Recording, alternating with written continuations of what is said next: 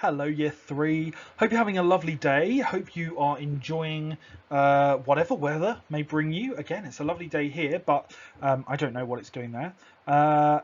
We looked last lesson and the lesson before at the history of Christianity in Britain. We looked at St Paul's Cathedral. We looked at the old St Paul's with the spire, and we looked at the new St Paul's with the dome. We looked at the importance of St Paul's Cathedral as a sort of symbol of hope and strength and resilience for Christians in London during both the Blitz and during the Great Fire of London. Today we're looking at something quite different. We're looking at Catholics and why they built lots of new churches in England in the last few hundred years. Lots of the churches in London, around Britain, especially in the countryside, are 600, 700, 800 years old. But lots of the churches for Catholics in Britain were first built probably between 200 years ago and about 50 years ago. If you look at Catholic churches in like Bermondsey and Southwark, they're all quite modern buildings, and we'll look at one in particular today called Westminster Cathedral, which is really, it looks quite old, but it's actually quite modern. Now, before we go any further, we need to talk about who Catholics are, because I thought we were talking about Christians here. I thought we were talking about one group of people. Well, not quite. So let's have a look. Okay, so there are two big types of Christians, and I'm not going to get into how they split, because that's something we'll look at in year 6, maybe year 5. But what you need to know at this point is that there are two big groups of Christians in Europe. And there are kind of three big groups of Christians in the world, but there aren't very many Orthodox Christians in Europe. So we're just going to look at these two groups. And on the map on the right hand side, you can see that the two biggest groups in Western Europe in particular are purple. And if we look over here, purple is shown as being Protestant. Protestant, that's quite an unusual word to say. And blue is shown as being Catholic. And so for many years, since King Henry VIII, so for about 450 years, Britain has been a Protestant country. And really all that means is that they don't follow a man called the Pope, who lives in the Vatican City here, who's in charge of the Catholic Church. And it means they do things a little bit differently in church. It's just a type of Christian. It's like a flavour of Christian. And then the blue people here, so like Ireland, France, Spain, Portugal, Italy, southern Germany, these are Catholics. And you may be from a Catholic family, or you may know Catholic people. Catholic is just another flavour of Christianity. Again, they do things slightly differently in church. They follow a man called the Pope, who is in charge of the Catholic Church. But until about 200 years ago, you weren't allowed to be a Catholic in Britain. Or if you were allowed to be a Catholic in Britain, you were really punished for it.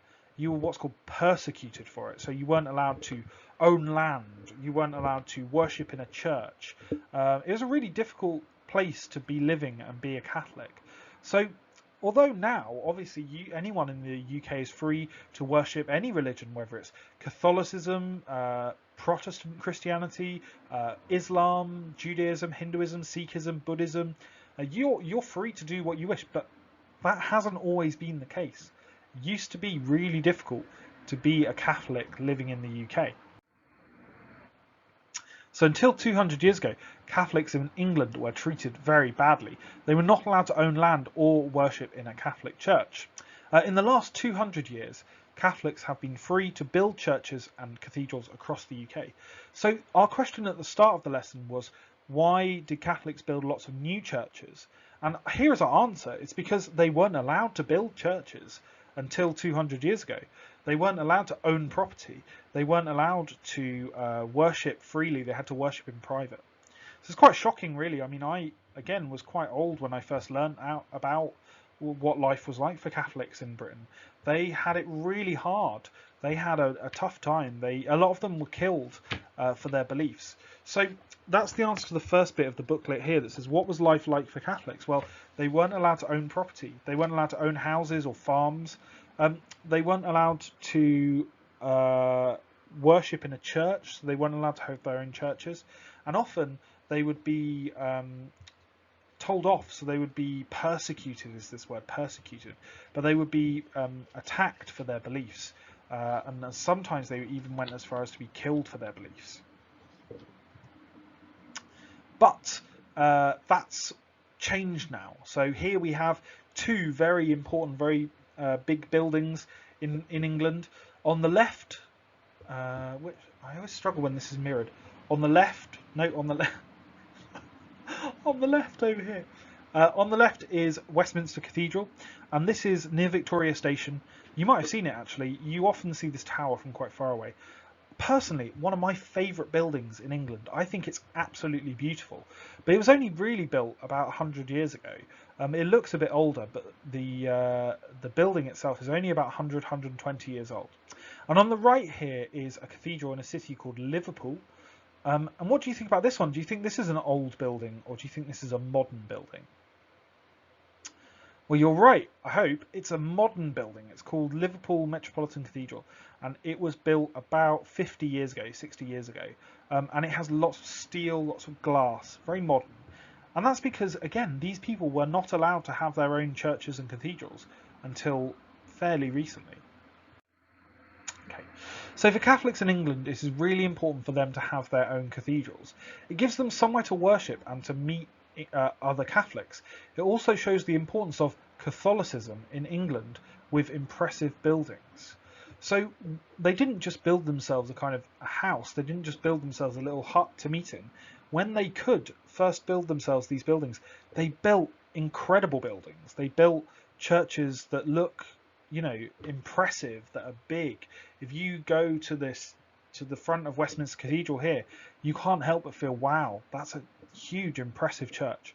So again, when we're thinking about how people feel about their places of worship, just like St Paul's Cathedral was impressive, magnificent, outstanding, gold, rich architecture building, so is Westminster Cathedral. It's the same. We're going to look at now at some of the decoration that they've used to kind of build that up, to show off the importance of Catholicism. Oh, here we go. This is a chapel within Westminster Cathedral, and what you're going to do as we go along is we're going to label some of the different parts, some of the different techniques used to decorate this chapel. So first off, see what you can see. Let's have a quick look, because I need to remind myself anyway about all the different things that are in here. This is the altar at the front here. So this is where you would place a cross, or where you might place the bread and wine from the service. These are little benches for kneeling on. Here you can see candles that people have lit. But the decoration, let's have a look. So the first thing that you'll notice is a mosaic of Jesus. And mosaic is a tricky word to spell. It's M-O-S-I... No, it's not. It's M-O-S-A-I-C. Yeah, M-O-S-A-I-C. And so all, not only above the altar, but all across the ceiling are these golden mosaics showing different people. This one shows Mary, who was Jesus' mother. This one shows Jesus himself, and he's got a halo, H-A-L-O. He's got a halo on his head. Over here on the window, you've got stained glass in a special pattern. So that's worth noting. Stained glass in a special pattern. The material that they've used to make these columns, to make the altar, even here on the floor, I wonder if you know what this is called. It's got a special name that begins with M. It's called marble. M-A-R-B-L-E. Marble. And it's really remarkable material. It's very beautiful. It's got lots of interesting patterns in it, and it makes this whole area look very like rich and very exciting and very amazing. I don't know, I can't quite think of the word. You're as good as coming up with adjectives as I am, so you know, have a think about how you would describe it. Over here, candles. So Christians use lots of light in their worship and their prayer, so candles are very important.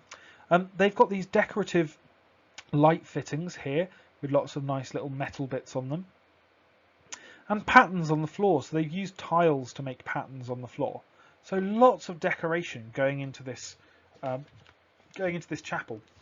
And this really is only a small part of Westminster Cathedral. It's not. It's only a tiny chapel. The whole thing is amazing. There's so much there, so many mosaics. Definitely go for a visit next time you are anywhere near Victoria. Well worth a look. I hope, again, that was interesting for you. In the booklet, you've got some text here to remind you of what we looked about. You've got the question and the labelling to be doing. We've looked so far then at how Christianity got to Britain with the Romans. We've looked at St Paul's Cathedral, which is, was destroyed in the Great Fire of London, and we looked at Westminster Cathedral, which is a recent, it's only 100 years old, a kind of a modern cathedral, but it has to be modern because Catholics weren't allowed to build a cathedral before they came to Britain. Good. So hopefully I will see you next week. Have a lovely weekend, and I'll see you later. See you later. Bye, Year 3.